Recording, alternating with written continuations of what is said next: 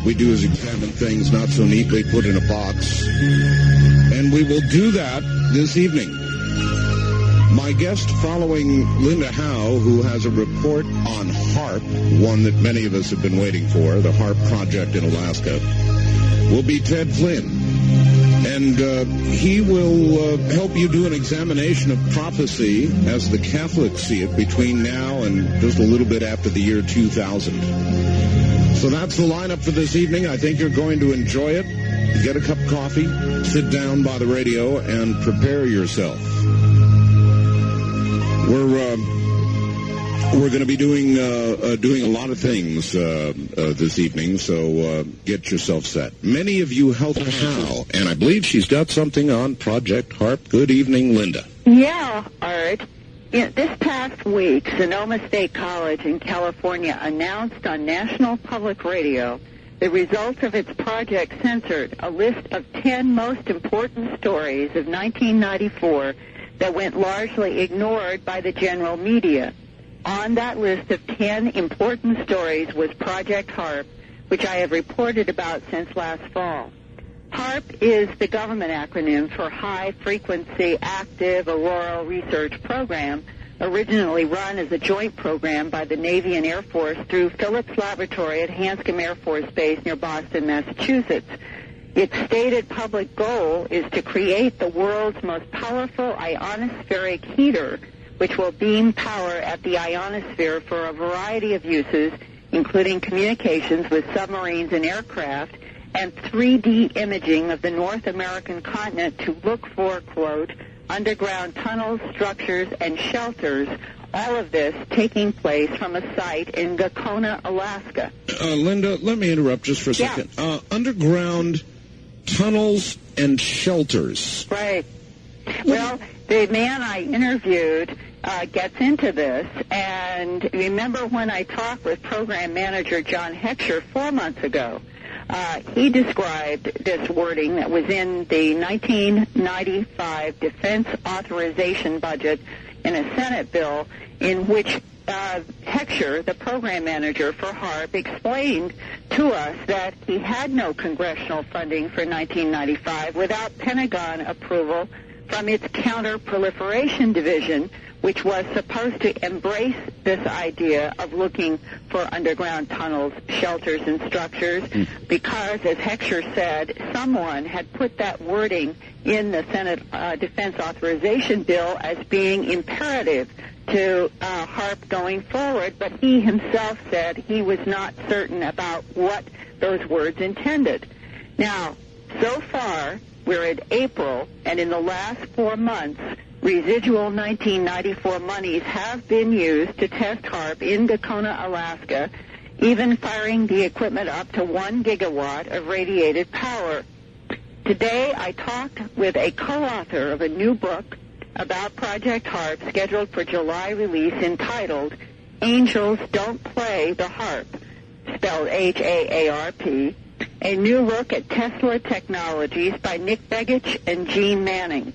Nick Begich was born and raised in Alaska as the eldest son of the late Alaska Congressman and United States Senator Nick Begich Sr., who disappeared without a trace along with Congressman Hale Boggs on October 16, 1973, in a private plane en route between Anchorage and Juneau. Since then, Nick Begich Jr. has had a great concern in the environmental issues in Alaska, is currently employed by the Anchorage School District, and has devoted several years now to studying issues in Alaska, and felt that Project HAARP was too important not to devote a lot of time and research to, and has produced this book with Gene Manning. Today, he talked to me about the evolution of HAARP from its beginning in a company called Arco Power Technologies, Inc., also known as APTI, to new ownership this month, April 1995, by the huge defense contractor named Raytheon. And this is Nick Begich. All right. That report now from Linda Howe. Eventually. Here it comes. I don't know why it's not It's not reporting. Well, it should. That's strange. Just a minute. I mean, everything was playing before fine. There's a guy named Murphy knows all about this. I don't know what's happened here. Isn't this? I don't know. Oh, okay, Art. Okay. Okay, here we go. What originally occurred with HAARP Technologies is, first of all, APTI was formed in 1986, 85, 86, and it was formed around the ideas of Bernard Eastland. What happened is ARCO, Atlantic Richfield Corporation, formed a subsidiary basically to develop these patents, which are essentially a ground-based Star Wars system. And that's the only way you can describe it. And APTI stood for? It stood for ARCO Power Technologies Incorporated. Okay. And that was the lab that Heckscher at Hanscom Air Force Base and Phillips Laboratory, they were working in coordination with APTI on the development of HAARP.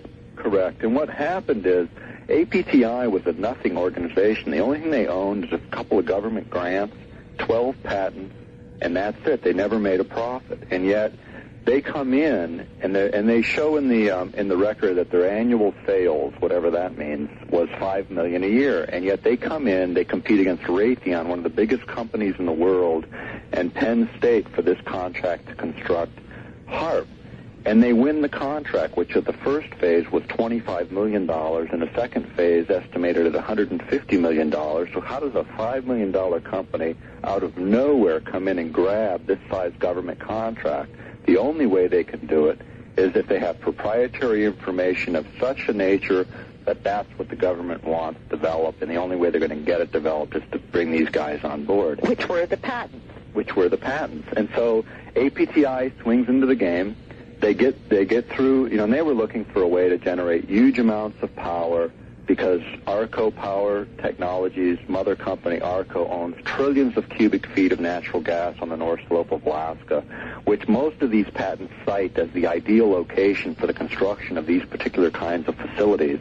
So they get the contract, they go into the first phase, they get to near the completion of the first phase, and E-Systems comes in and buys them out. This was June 10th, 1994, according to the New York Times article that we were able to find on the subject. And could you please explain E-Systems? E-Systems does $2.1 billion in annual sales, $1.8 billion according to an article in the Washington Post in October of 94. $1.8 billion is for NSA, CIA, and military security organizations. Of that, $800 million are black projects so secret not even the Congress knows what they're for, but they're funding them. So E-Systems, and they were recently in February, were featured on 60 Minutes as one of these super secret, quiet companies that nobody hears anything about, that have huge amounts of taxpayer money being plowed into programs. I mean, the company was founded to provide CIA a vehicle to work through to develop technologies, and they developed this huge base to work from. And then what happened? April 3rd of this year, Raytheon, who at the time was 52 on the Fortune 500 list, a huge military contractor. Most of their profits derived from military contracts for missile systems, bought E-Systems out lock, stock, and barrel for 41% over the currently traded market price on the stock. So essentially APTI, this little anomalous company, gets absorbed by this huge company, E-Systems, that gets absorbed by an even larger alligator, Raytheon. And now you've got APTI's measly 12 patents buried in the midst of thousands of patents and huge government projects. And yet, what does Raytheon gain by this is a huge jump in technology for weapons systems, defense systems.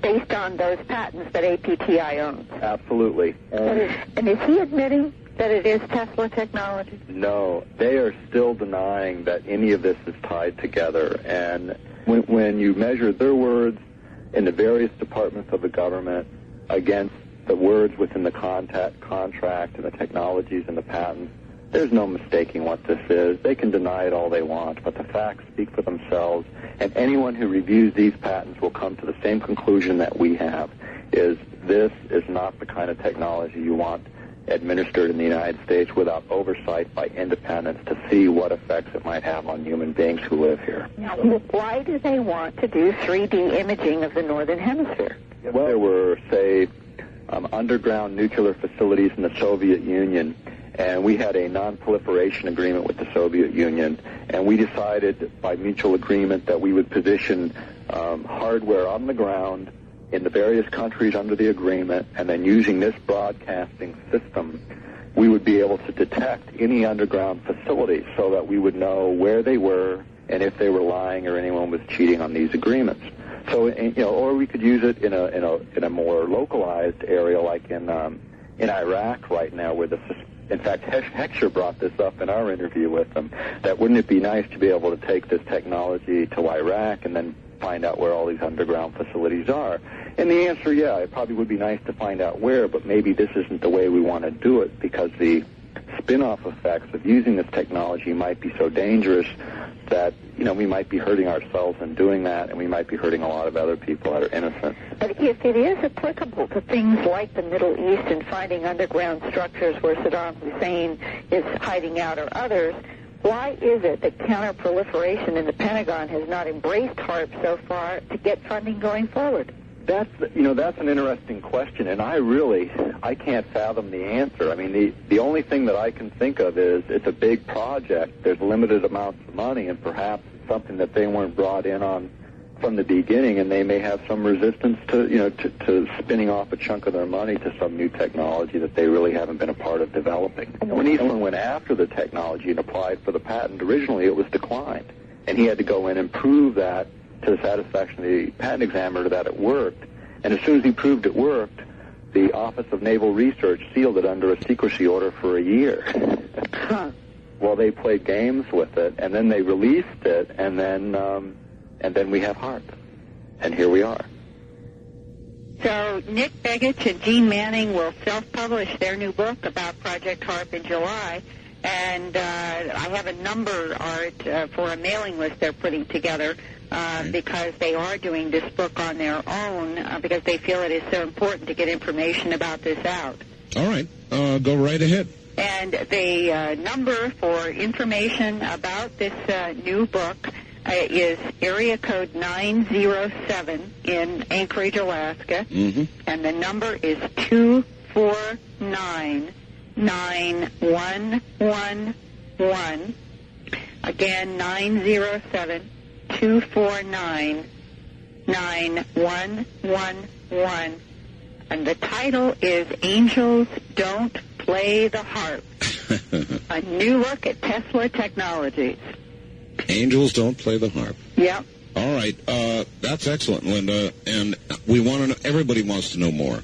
Well, I'm going to keep at it, and one of the interesting footnotes is Nick Begich has tried as an Alaska citizen working in a school system in Anchorage to get Senator Stevens of Alaska to give him any information that Senator Stevens has on the process and the project of HAARP, and has not gotten any returns to his calls.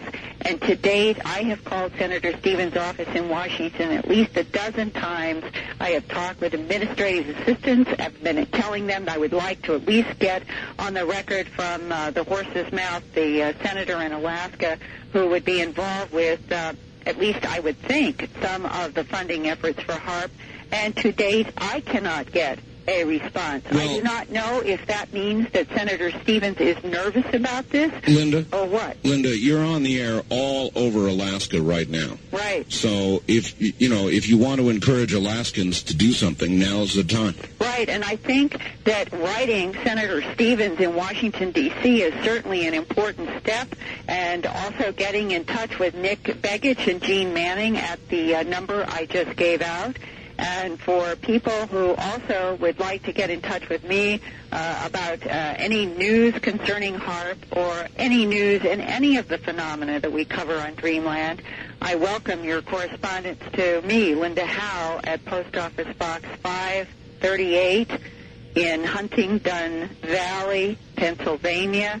The zip code is 19006, and my fax number is area code 215-491-9842.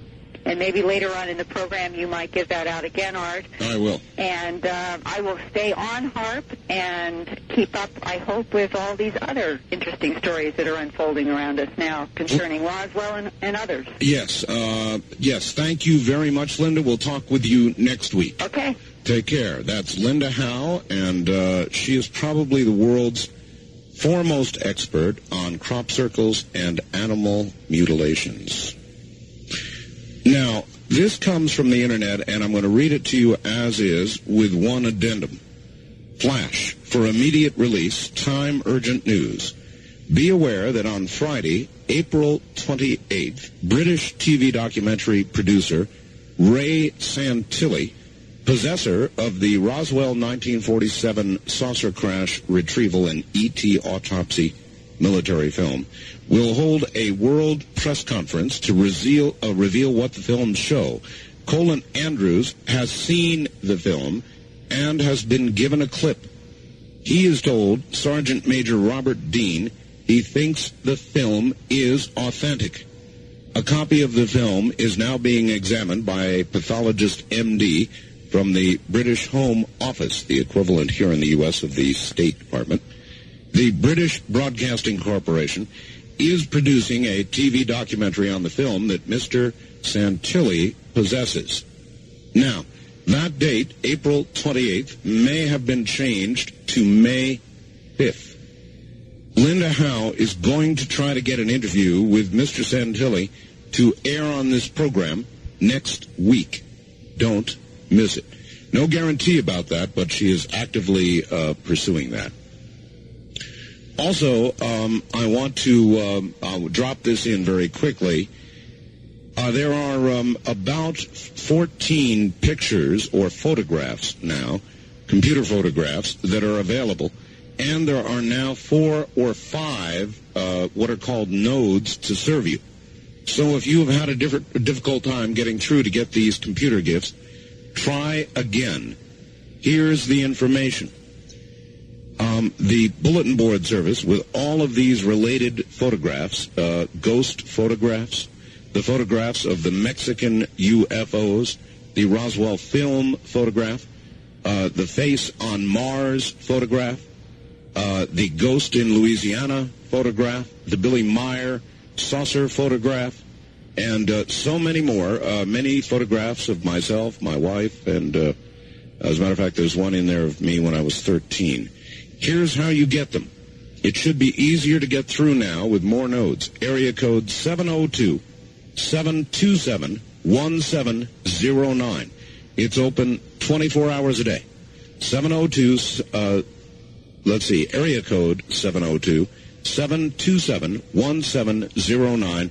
When you get to the main menu, after giving your name and such, simply hit J space 11. J space 11. We'll be right back. Do you remember a time? Each day, more than 3,000 American children smoke their very first cigarette. I didn't know that. Is that an accurate statistic? Nationally, at least 3.1 million adolescents are smokers. Oh, you must be kidding. I'm not. The majority of smokers are hooked before they're 15 years old. No, that's not possible. Yes, it is. Smoking, an equal opportunity killer. Sponsored by the Illinois Coalition Against Tobacco.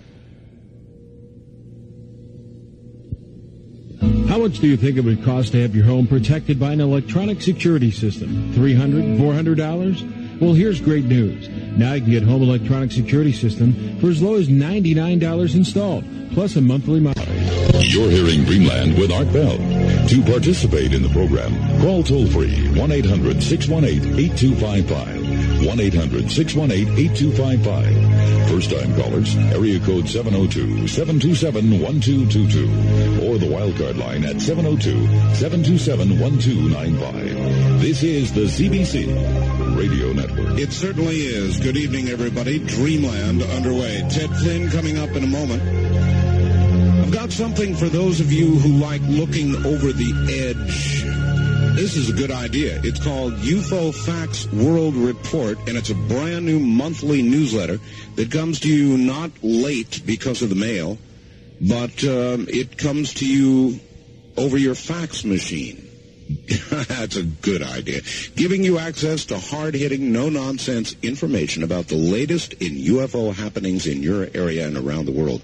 Latest sightings, latest developments in abductions and encounters. For just $19.95 a year, you'll have access to all this information distilled into an objective and concise report written by seasoned journalists and packed full of facts. UFO Facts plugs you into what's going on. It's your access to the best thinkers and analysts on the subject. UFO Facts critiques the latest books, keeps you informed about upcoming conventions, seminars taking place in your state. Plus, you get advance notice of lectures in your local area. Find out what's happening at the government level and what's happening worldwide. Call 1-800-830-9830. That's 1-800-830-9830. Your UFO Facts World Report newsletter carries an unconditional money-back guarantee from the publishers. Let me give that to you just in numbers. It's 1-800-830-9830. Okay, we're just a little bit behind commercially here, so one more moment. Ted Flynn, fan of fire and watch it heat up. Well, adding up. All right. Now, to Ted Flynn, and as a matter of fact, I'm not even sure where Ted is. Ted, first of all, welcome to the program. Thank you. Where are you, Ted?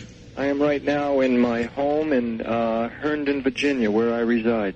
Herndon, Virginia. Which is about 25 miles right outside Washington, D.C., very close to, actually, Dulles Airport. You're probably not very far from that now famous monkey house. Are you the one where the Ebola virus was thought to have gotten out? Well, matter of fact, they wrote a book on that. I think it was called Hot Zone. That's right. And from the next town is Reston, Virginia. I thought you might be close. That's where we're about a whopping 5 minutes from that. I see. Well, it would have taken about a whopping 5 minutes, I suppose, for that awful thing to have reached you had it been something that infected humans. Boy, that was an awful story. You know, it's amazing. You know, I've been in the nation's capital area now for about 17, 18 years. And, you know, we'd be the last to know from everything that I've seen. You know, I hate to agree with that, but I do. They wouldn't tell us. No. All right, Ted, we've had people like Gordon Michael Scallion on this program. I don't know whether you're familiar with that name or not. Yes, I am, as a matter of fact. He does Prophecy. I'm going to have him back on May 5th, as a matter of fact. But he has prophesized some terrible things regarding Earth movement, earthquakes, that sort of thing. And not very far into the future. And I have this terrible feeling that the secular prophecy and religious prophecy are coinciding in some way. I said to you the other day, and I think it's a great way to open up the program tonight, that there had been a report, and it is confirmed, by the way, Ted, of 33-pound pieces of hail falling in one of China's lower provinces. It aired Friday night on the Associated Press. I've got the story. 33-pound. They said it crushed homes, it killed people, quite a number of people, and damaged and turned over cars. So it is a confirmed report. That's biblical-sized hail, Ted. Yeah, that's fairly large. That's big. And your comment to me, I recall, was you ain't seen nothing yet or something close. Yeah. What do you mean? Well, the geological problems right now and the atmospheric problems are on a worldwide scale. Over the last just several years, let's not even go 5 back, but just several, you've had all sorts of water problems in Holland, which is only one of 2 countries in the world below sea level.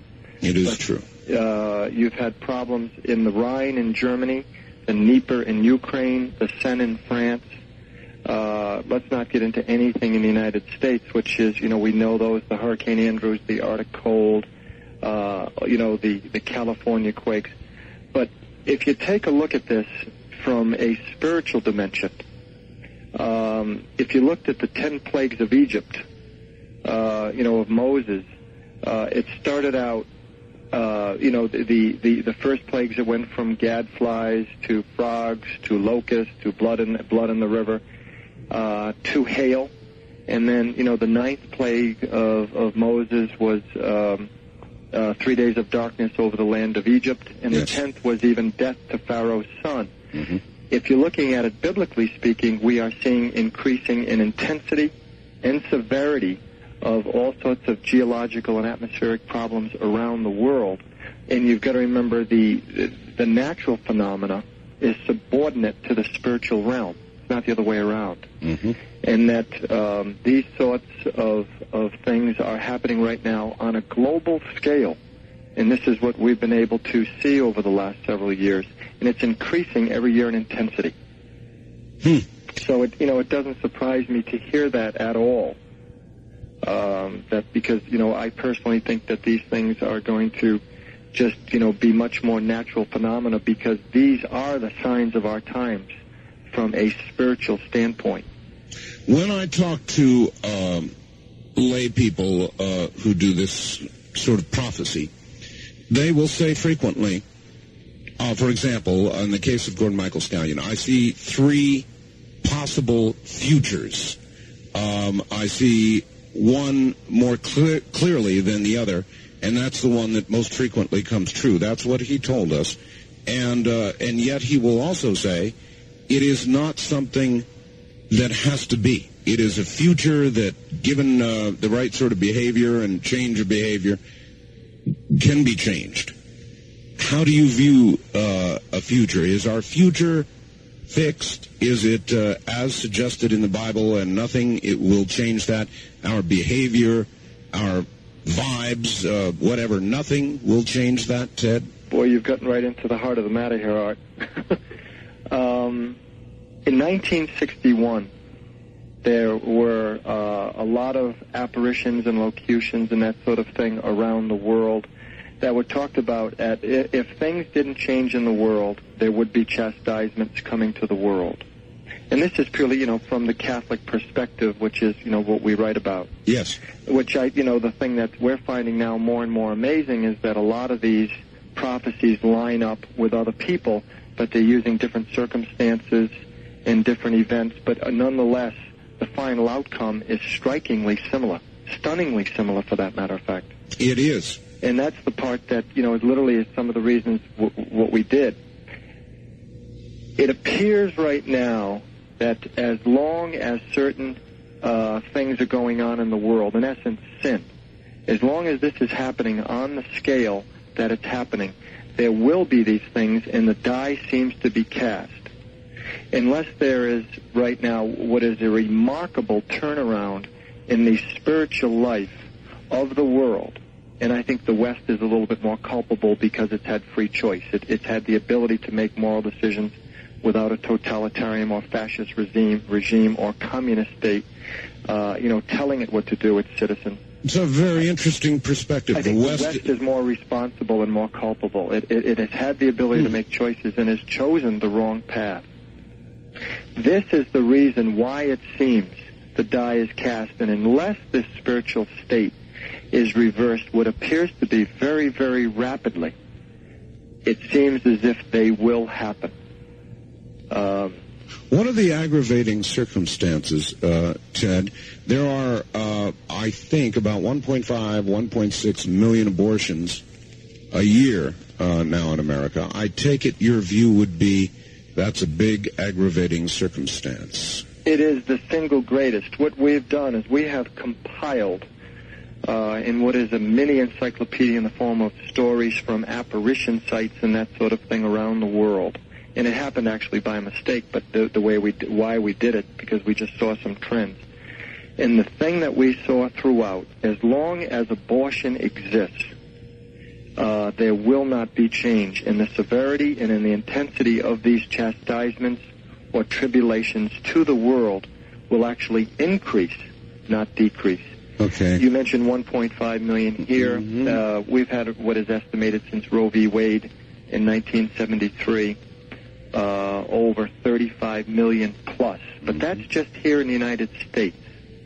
In the former Soviet Union, where I was in and out of over 14 to 15 times for up to a month at a clip in 1990 through 1994, very frequently, because of some projects I was involved in. The average number of abortions in the former Soviet Union, those 15 republics of about 285 million people, the average number of abortions per woman is 7. Oh, my God. An OBGYN over there is simply an abortionist. And I don't think I ever met an individual, a family or a woman, who had not had an abortion. So it's not just America, then. It's worldwide. And that's it. You know, we tend, when we leave our home in the morning, we go to our place of employment, we go to our ball field, we have our entertainments, we have our exercise, we have our routine. We can many times think that the world is basically, you know, from our home to our office and the gas station in between. It's a big world out there. There's 5.2 billion people. That basically the moral state of the world is, in the East, it's as bad as in the West. What we have lost through affluence, we have lost all sense of divinity and spirituality in the West through principally affluence, that we think we no longer need that. The East has lost it in suffering. So collectively, we are principally right now a lost world, and that is the reason why some of these things seem to be happening. These are the signs of the times around us. And America is the greater violator because of its affluence, because of its ability to choose its freedom. Well, you know, America and the West, I don't think you could separate a lot of other places, you know, especially Europe, where you have such a high standard of living. But, you know, you speak about things of biblical proportions like, you know, this hail. Nations all through history, if you've looked at Toynbee, who have traced the story of civilizations, the historian Arnold Toynbee, as a nation has reached affluence, it has by and large lost its sense of divinity and spirituality, because in its own mind it doesn't think it needs that, because it's become independent through its affluence. It doesn't matter the day. There was an explosion, as you well are aware, in Oklahoma City, killing many, many, many people. In retaliation, we believe, for something the government did in Waco, Texas, where many burned. It seems now a cycle of retribution and violence. In Rwanda, I turned on the television earlier tonight. They now think as many as 8,000 were killed, and they're throwing them into mass graves. This was just in the last day or two, I think, there, wasn't it? That's right, Ted. Right. You pick the day. You pick the day, and it's becoming more violent. It's becoming more difficult to understand. I call it the quickening. Events appear worldwide to be accelerating at a very rapid pace, Ted. Accelerating, quickening, if you will. And I take it that's right in line with what you see coming. It's impossible right now for us to process. For instance, we're a generation that has images flash to us. The movies are fast, the action's fast. And it's the MTV generation which is being even duplicated on the network type things of constant action. It's impossible for our mind to even begin to process what's happening. You know, unless we see the news in Rwanda, but, you know, we can't know. But it's happening at a breakneck speed. It's virtually impossible to begin to even process of how quick this is all happening. In what is in the social realm, the political, the economic, the religious, et cetera, et cetera. It's absolutely incredible. Ted, I'll note something else for you, and maybe this fits right in. I've got an affiliate in Oklahoma City where this horrible thing occurred. The people in Oklahoma City are still very much in shock and sorrow and grief. The rest of the nation, while still very upset about this, has been watching it now for days on their television. The television brings us an endless series of disasters and human misery on a scale that's hard to comprehend.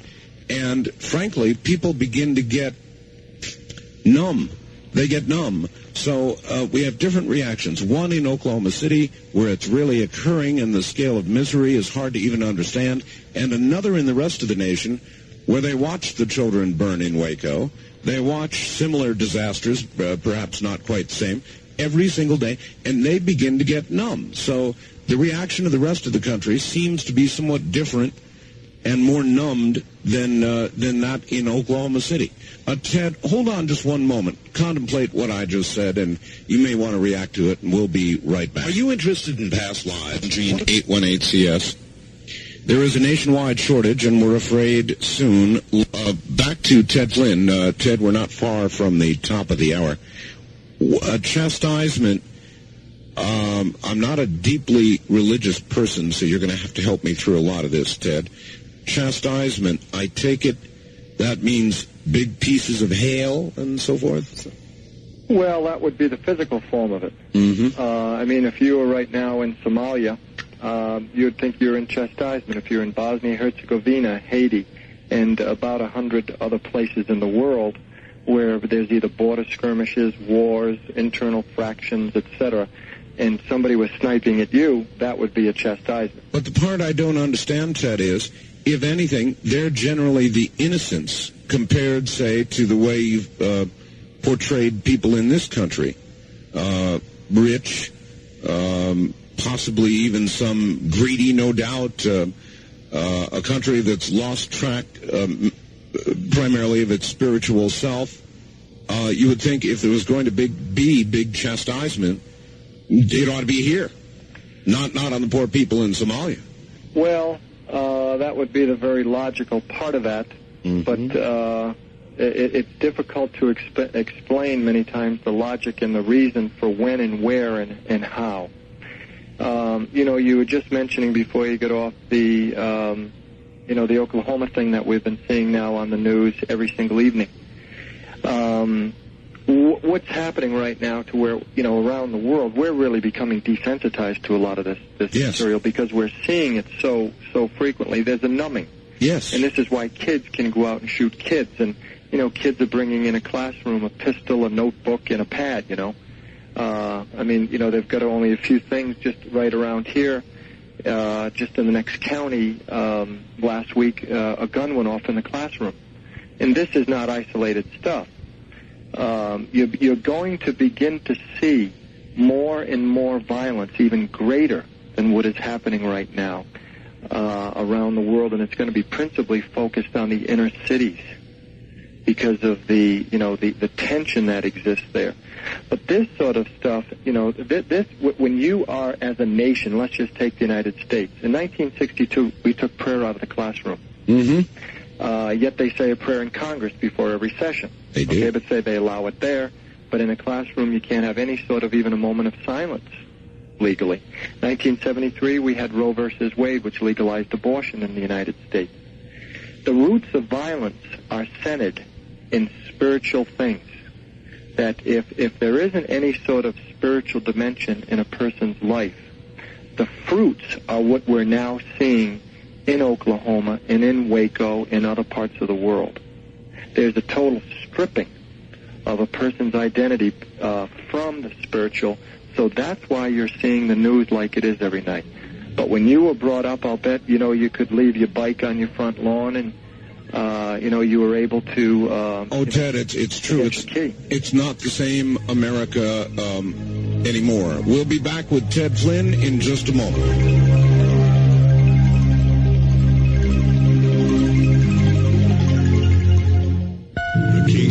The thunder of justice. It's about Catholic prophecy. And you know something? When I was much younger, I guess the biggest scare that I've ever had in my whole life was a movie called The Exorcist. Never will I forget that. It is imprinted in my mind indelibly. And I'm not exactly sure why it scared me the way it did. I think it had to do with the fact that the Catholic Church does do exorcisms, that it happened, and that I just don't know. I can't tell you why, but I've seen all manner of horror movies that you can imagine, And that scared me the most. And somehow this morning's program fits into that category. Ghosts, goblins, things that go bump in the night. But somehow or another, when they're connected to the church, it's really scary. Then to the news, this hour was full of Rwanda. Thousands of victims being plowed into shallow graves, death on a scale we can't imagine. And then they wound it up with a story that I think is worth repeating. You go figure on this one, but up in the northeast part of the country, at some gathering, there was some fellow who dressed up as Big Bird. You know what Big Bird is? You know, on PBS, Big Bird. Everybody knows what Big Bird is. For some reason unexplainable, a lot of youth began to swear at this costumed Big Bird, and then ended up attacking him with baseball bats. Baseball bats. Big Bird. Rwanda. Prophecy. Moral deterioration. We'll get back to Ted Flynn in just a moment. Something good that you can do, and I'm so glad to be advertising this, is absolutely fresh flowers. When you send flowers to anybody, you do something really good. It's from the heart, and it really does something for somebody. You know, when they get this incredible, I mean, any flowers, women love flowers. Any flowers are great.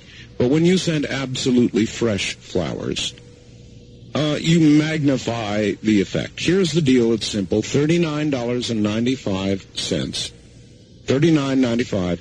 They go out and then they cut the flowers, plenty of buds. They compact them into these very tight bunches and pack them in this large triangular box. More flowers than she's ever seen in her whole life. Simply because you're ordering from a flower farm, you're buying them at a wholesale rate. That's why you get that kind of deal. Try it. Secretary's Week is this week. Anniversaries, birthdays, it doesn't matter. Try this number. Try it. Trust me. 1-800-562-6438. 24 hours a day. 1-800-562-6438. Now, back to Ted Flynn. Ted, I intentionally left the pot up on the news so that you could hear it. And you must have heard roughly what I heard.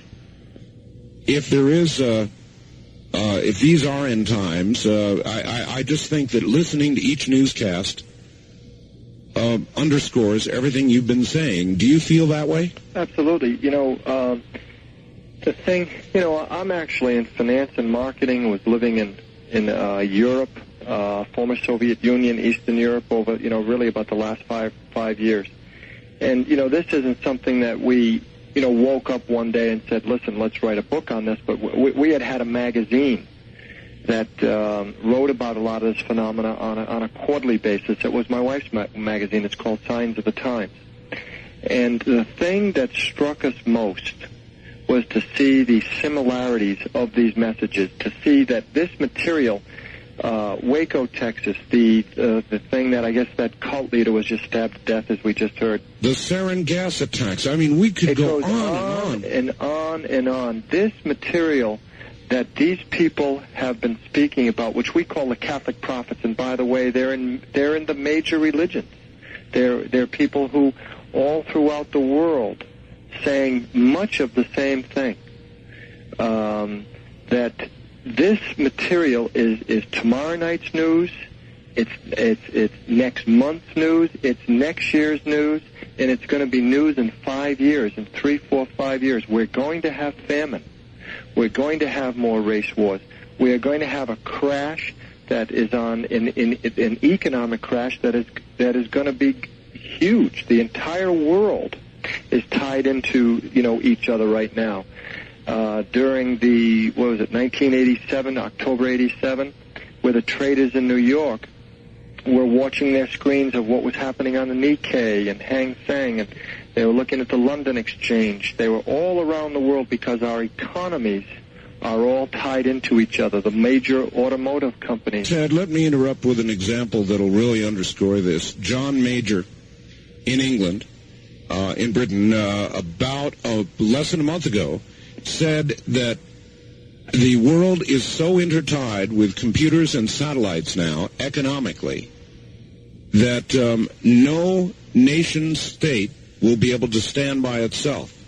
And he said $1 trillion can change hands overnight, and that events are occurring at such a rapid pace economically that the entire world's fate is tied together. So that has already occurred. The setup for what you're talking about is already in place. The stage is totally set. Yeah.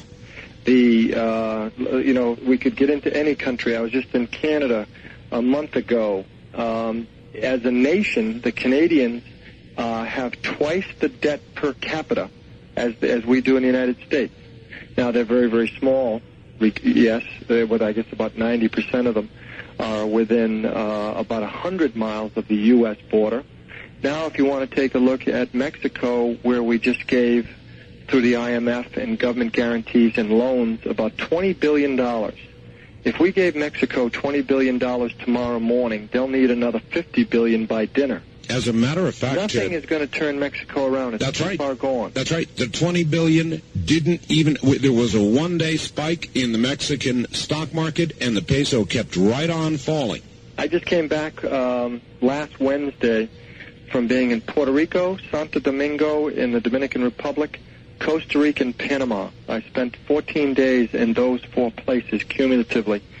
And the stories that I was hearing about Mexico were almost unbelievable economically, to where in one state in Mexico alone, 5,000 restaurants are closing or closed. And this is the man that I was with in Panama, who was born and brought up in Mexico. His family's still in Mexico, and he is a very large distributor of goods in the Canal Zone up in the Colon area.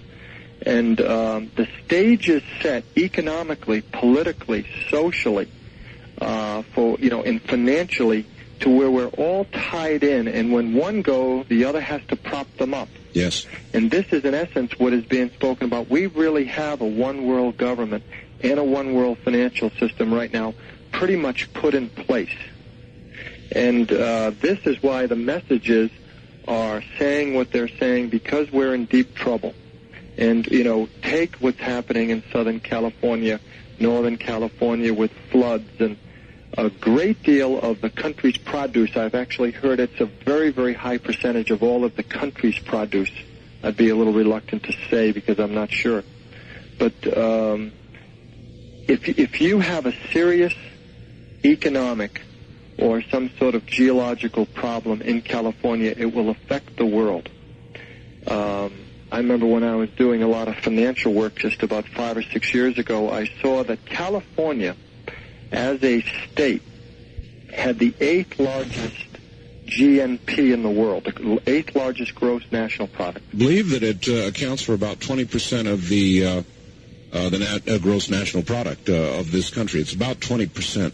Right. Ted. It's huge. That means, you get the G7 lending nations, the largest 7 nations in the world that lend money. California is about the 8th largest country in the world, if you put it in perspective like that. Yet in one of the top 100 businesses in the 8th largest country in the world, pornography's in there. And the center of all pornography for the United States was the epicenter of the earthquake, Northridge, California. All right, Ted, look, I want to stop you there. Every line I have is ringing. People want to talk to you. Let's let them get on the line. East of the Rockies, you're on the air with Ted Flynn. Where are you calling from, please? Madison, Wisconsin. Yes, sir. First of all, Ted, thanks a lot for being on the air. I've been a Catholic all my life, and I've had a very unusual life. I've been plagued with nightmares and visions that I never really understood.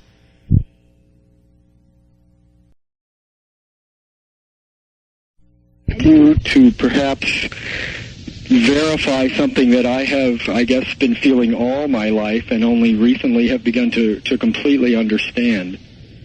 I communicate a lot with this show. I probably should buy Art a new fax machine, since I'm sure I'm one of the major people who burns it out regularly. But I really believe that there's going to be a pole shift.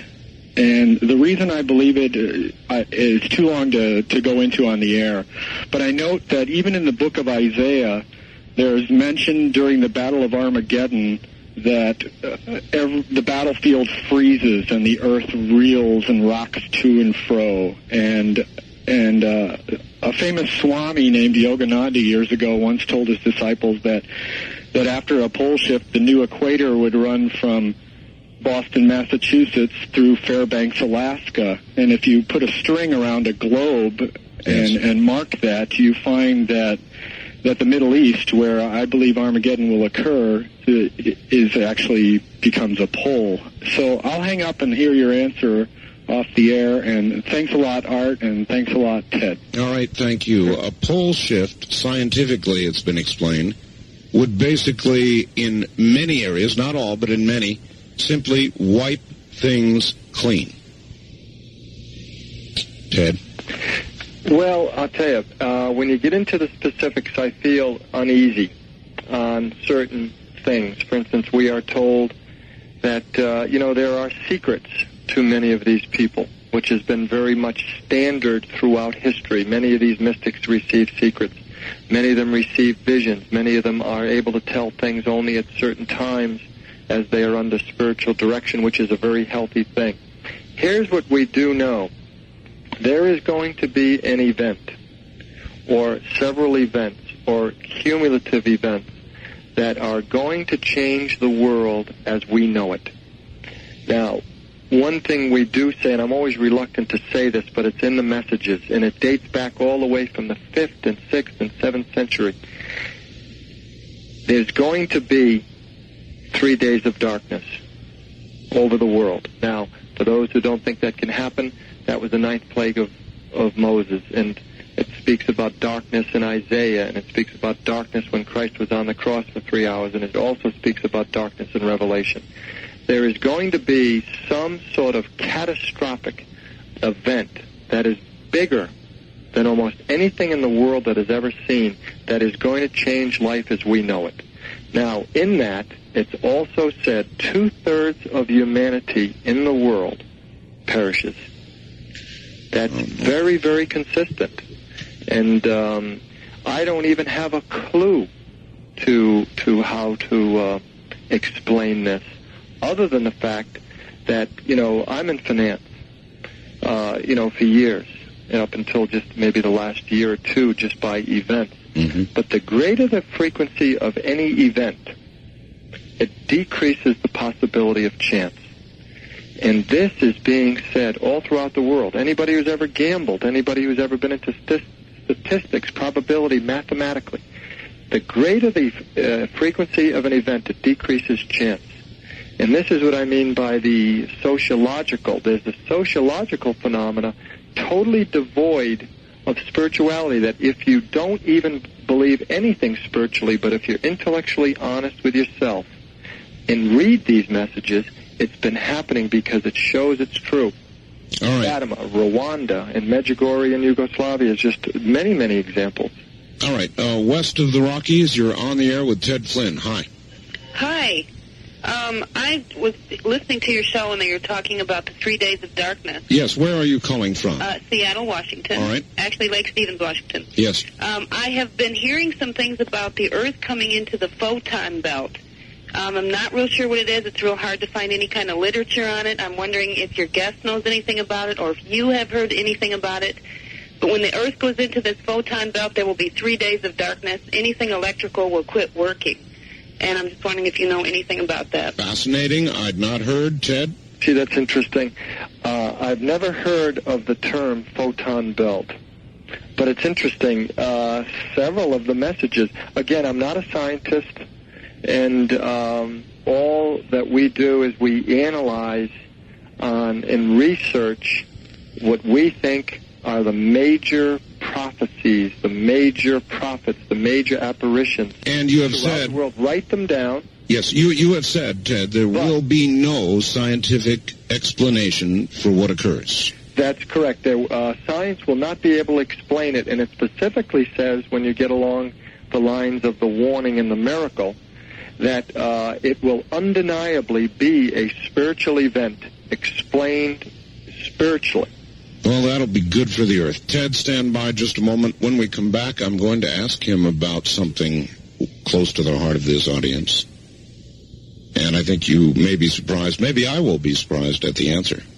But we'll ask him about UFOs. You may think your home's your castle, but back to our guest, Ted Flynn.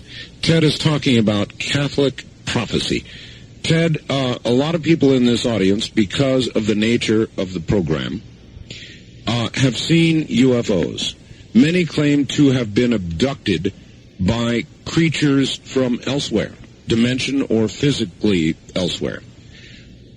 What are these UFOs from the Catholic point of view? What are these creatures from a Catholic point of view? Do they exist? What is your view? I don't have a great deal of familiarity with UFOs, but if I were to, and first of all, what the Catholic view is to UFOs, I don't think I've ever read it, and I'm very, very well read in philosophy, theology, scripture, and some other things. So I don't think I've seen anything. But if you take a look, that there are angels, there's a heaven, there's a hell, and there's different dimensions. In Scripture, any single time a person came in contact with an angel, there is generally an initial, some sort of startled response, or some sort of response of apprehension, or could this be, am I seeing something? Yes. But generally what happens immediately, the angel will say, fear not. And generally then there is a period of great peace. Wherever there are angels or some sort of heavenly bodies, there is great peace. And this is the sign of a spirituality from God. The real thing. Peace and love. That you can, it's not dissension, it's not disunity, it's not anger or fear. From what I've read about UFOs, and I'm not particularly up on the subject, but generally about UFOs, of what I have read in just kind of general press, there's been mutilations. That's right. There have been many times organs cut out, oftentimes I believe sexual organs. That's right again. Crop marks of even in very, very large fields, and some sort of symmetry and some sort of order even to those. I take it you would generally not think of these things as angels. I don't see, because many of the times you mention abductions. That's right. There is generally fear around a great deal of these UFO sightings. There's disunity.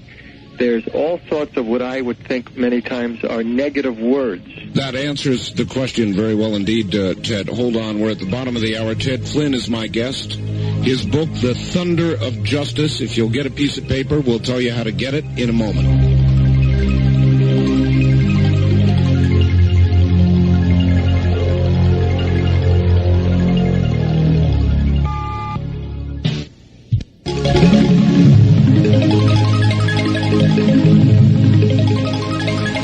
This hour of Art Bell was recorded for rebroadcast at this time.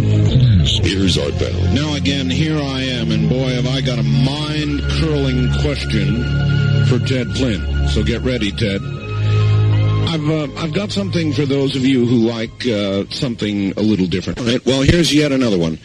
Ted, with what has occurred in Oklahoma City, well, first of all, as you may know, militias have formed up in many states around the country. Gatherings of people who, for whatever reason, are training and preparing and generally fear the government. It's a hot topic on my weekly show. And it now looks as though the government is going to, at one level or another, move against these militias. It is a very dangerous time in America. What do you see coming of this? There are those who suggest it could be the beginning of a social revolution of some sort, that there could be a lot of bloodshed. How does it figure in, Ted?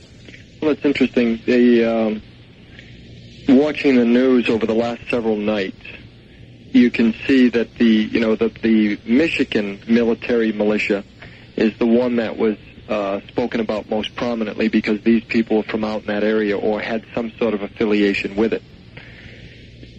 If you take a look at what they're about, they are basically a group or groups of people in the United States saying that the government is encroaching on our freedoms. That's right. They're taking away our liberties. We're being taxed to the hilt. We have Big Brother tracking us through Social Security numbers. They can tell where you eat, what kind of socks you wear, all sorts of things through your credit card.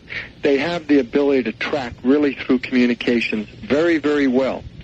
That there's a big paper trail. They know, your health, everything about you. Yes. And that's fairly simple today through computers and very large databases on people through taxes, et cetera, et cetera.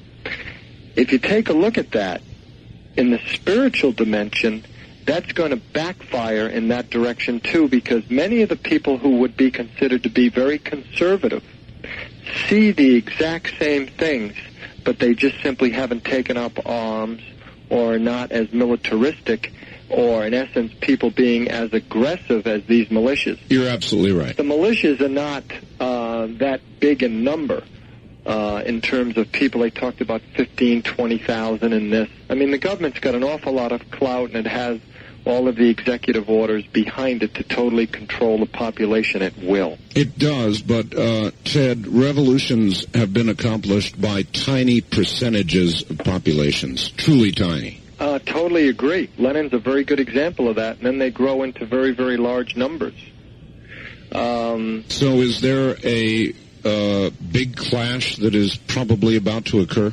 Boy, it's interesting. We've been talking about that situation because if you took a look at somebody very conservative that holds a lot of the same views, and you don't have to be a rocket scientist to know that our freedoms are basically being eroded bit by bit. The world will not perish with a bang, but will go inch by inch.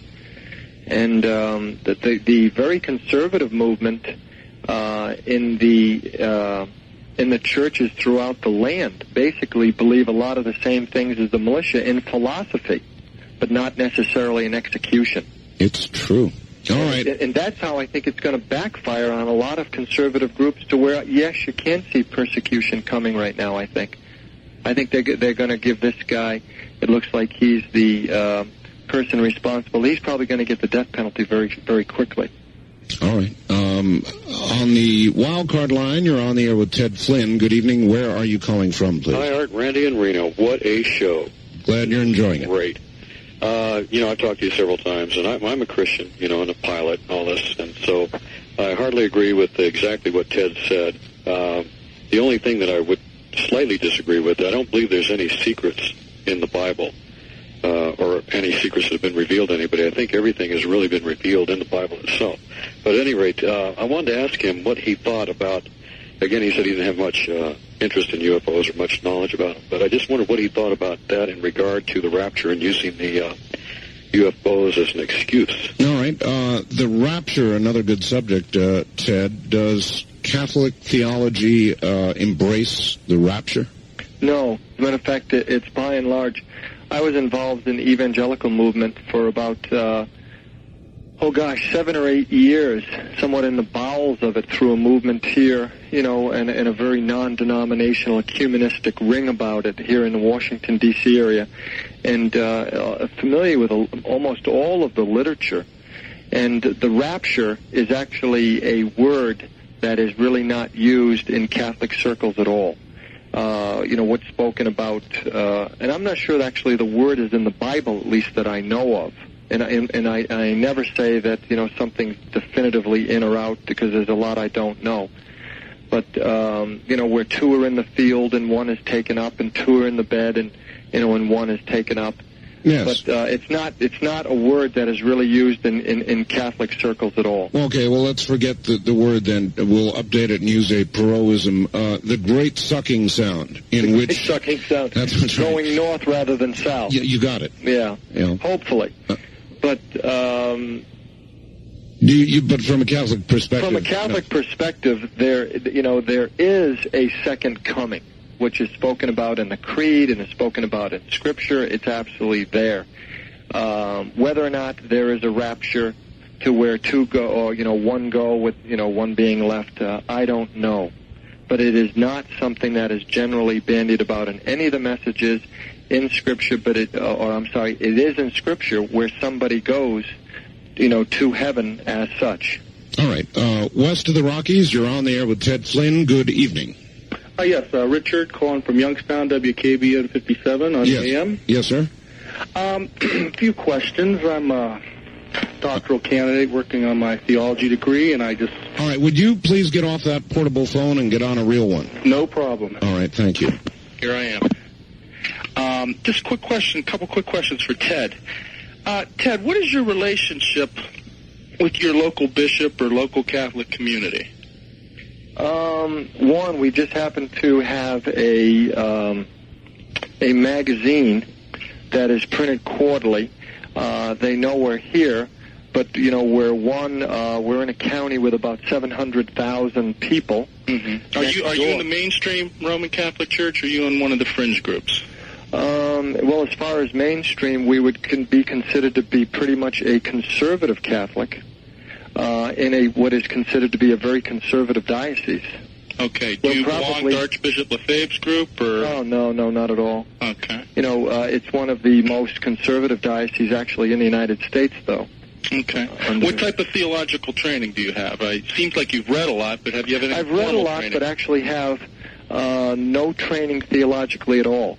Mm-hmm. And frankly, for me personally, I'm really not that interested in it. Personally, mm-hmm. I read a lot, but when I look at the Scriptures, I kind of see them really as a love letter from heaven to mankind.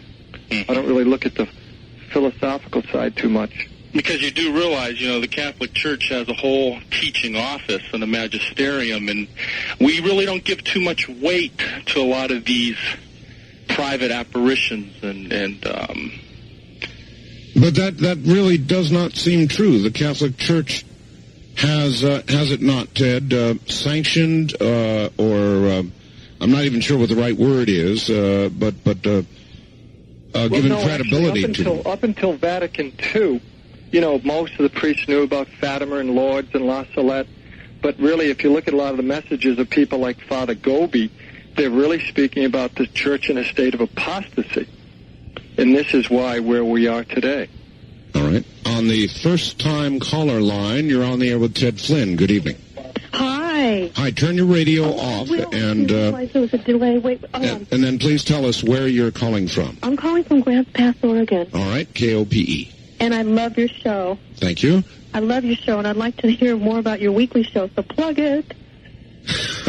Well, it's on Tuesday night through Saturday morning from 11 at night to 4 in the morning Pacific time. That's what I like to sleep. Anyway, this is my question, because I've been listening in and out as I was cleaning the van and everything. And my question is, what do we do? What's the good, positive side of all this? That's a good question. I was hoping we'd get to that before we close. All right, there we are. Yeah, that's good, actually. As a matter of fact, I had a little note on that because it can be a downer. And, there is actually a very emotional side to this that, frankly, I liken to the stages of Kubler-Ross's Death and Dying. Denial, and I think we're all in different parts of this, with her 5 stages of death and dying: denial, anger, bargaining, depression, or acceptance. Once we realize it appears that these events are going to happen, we go through an emotional stage that is somewhat almost, if we're open and we see it, we're going to hopefully get to joyfully living this mystery. We're in a deep, deep mystery. And hopefully we're going to joyfully get to that part of acceptance. Now, how do we do it? What's the hope? The hope is we are told worldwide, and we talked very early on how there's unanimous messages from people from around the world. The hope is that if we're living the messages, if we're living the Gospels, and it's been said by these people that there's nothing new being said that's not in Scripture. These people are always quoting Scriptures. and that if we're being obedient, there's absolutely nothing to fear. It is totally living joyfully in the present moment of the day. And that's very reassuring. Well, it is. Ted, I'm going to make you say it. The name of your book is The Thunder of Justice. And if people wanted it, how do they get it? There's an organization who is the distributor who is actually right next to me in the building, but it's an organization called Signs of the Times. Mm-hmm. That is actually the name also of their quarterly magazine.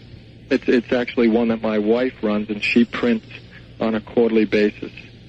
And it's about 65, 70 pages per quarter of, in essence, trying to stay up with a lot of this phenomena around the world. The name of the organization is Signs of the Times. It's 109 Executive Drive, Suite D, as in David, Sterling, Virginia, 20166, with the phone being area code 703 742 3939, and the fax, the last four digits, are 0808. So again, that's Signs of the Times, 109 Executive Drive, Suite D, Sterling, Virginia, 20166, 742 3939. All right. Now, when is that telephone manned? Pretty much from around 8 in the morning till usually around 7, 8 at night. All right, there you have it. Area code 703-742-3939. Or if you want fax, the last four digits would be 0808. All right, Ted, hold on just a moment. We'll come back and do the final segment. Do you remember a time when you could take a penny to the corner grocery store and be able to buy a nice piece of candy or maybe even a postcard? Of course, today, the convenience stores keep a bowl of pennies on the counter with a sign that says, "Take one if you need one." Can the dollar be far behind? You really can't buy anything for a penny anymore. In fact, a dollar will only buy what a dime would buy just a few years ago. The only form of money that still buys everything it used to is gold. Over 100 years ago, an ounce of gold traded for $20. And with it, you could buy a really nice new suit. Today, guest mentioned large chunks of ice, actually hail, that fell on China. However, no one mentioned the one that fell in Los Angeles last week. It was reported that a large chunk of ice fell from the sky and crushed an automobile in Los Angeles. The incident is being ignored by the news media. That's from Pete in Santa Barbara. An odd little thing, indeed, Ted. Are there more and more of these odd little things occurring around the world now? Yeah, as a matter of fact, the odd things are going to increase. We're going to see that. You know, you were mentioning earlier a little bit about time and future. Probably the most famous message of all that I actually neglected to mention was the one that this Father Gobi had given to the world on September 18th, 1988. And that was? And that said that all would come to completion, including the Great Tribulation in these next 10 years. And it's called, the name of the message, which is actually several pages, is called These 10 Years. All that I have prophesied since La Salette will come to completion, including the Great Tribulation. So we're looking, you know, to where it has been said that these next 10 years, from 1988 to 98, of which we don't speculate, but has been given, that they're going to be very, very tumultuous, catastrophic, and some fairly severe events that I personally think the extraordinary will become ordinary. And literally almost everything you've played on your news tonight has been along that vein. It is true. Of which has been flat out, which years ago would have been considered almost incomprehensible to nevertheless believe, but worse, watch every night on television, which is the extraordinary, which is kind of the far-out stuff that's being observed every single night on television. This will increase. It's the quickening. That's exactly what. It's the birth pangs of Matthew 24. the birth pangs before the second coming. It's the birth pangs. Ted, we've got to go. I don't know how to thank you. It's eerie what you've had to say in view of many of the people that I've had on this program from all callings. I'm telling you, what you're saying is eerie.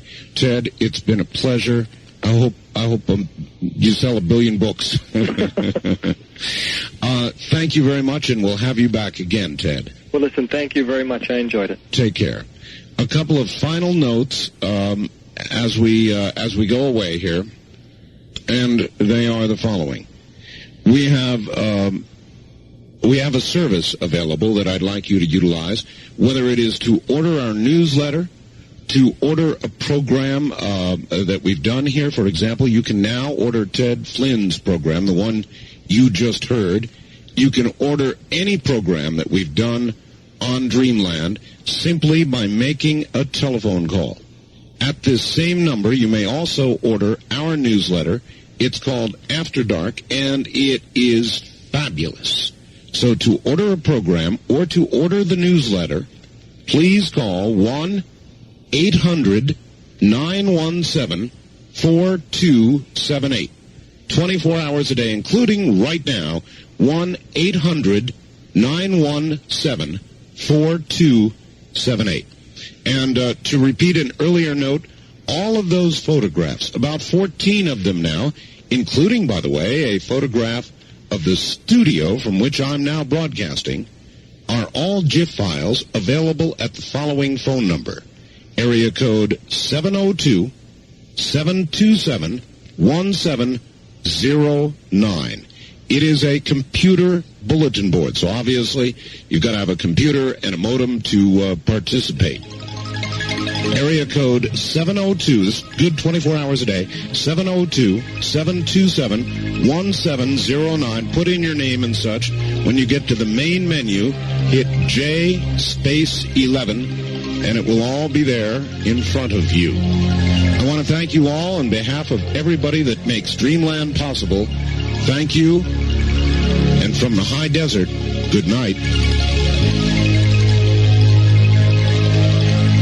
This has been Dreamland, a program dedicated to an examination of areas in the human experience not easily nor neatly put in a box. Things seen at the edge of vision, awakening a part of the mind as yet not mapped. Yet things every bit as real as the air we breathe but don't see. Please join us again next week at this time for Dreamland.